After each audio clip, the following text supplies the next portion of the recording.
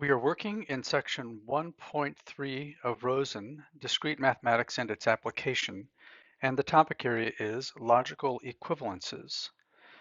In this video, we will show the disjunctive normal form of a compound proposition, and in order to do that, we will need the truth table for that compound proposition. It's one we've worked with before, and it is P or Q implies the negation of R.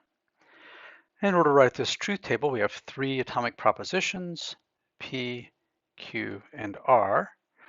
And we'll go ahead and write the 8 rows down needed for all their possible truth values. True, true, true, true, false, false, false, false, true, true, false, false, true, true, false, false, and then true, false, true, false, true, false, true, false.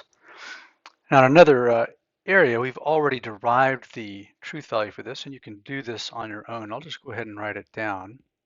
It's, for these rows, it's false, true, false, true, false, true, true, true. Okay, so now that we have this, we want to write down what is known as the disjunction of conjunctions. That is the disjunctive normal form.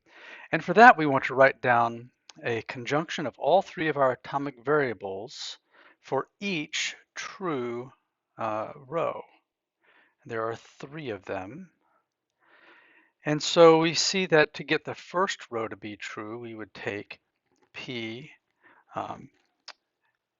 and Q and the negation of R.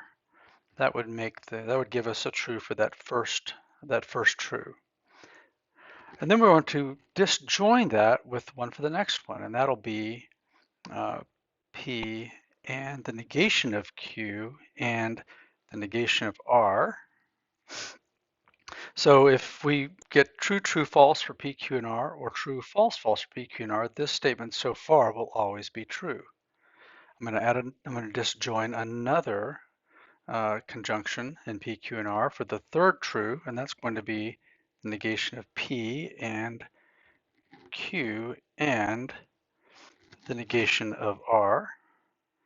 So now we'll get a true value for this compound proposition for the first 3 truths in our table.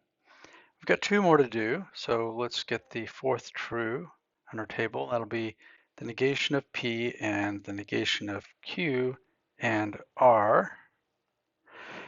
And then finally, we have the negation of P and the negation of Q, and the negation of R will give us true for that 5th row. And if any one of these 5 conjunctions is true, the whole compound proposition is true, making it the equivalent of the one at the top. It seems inefficient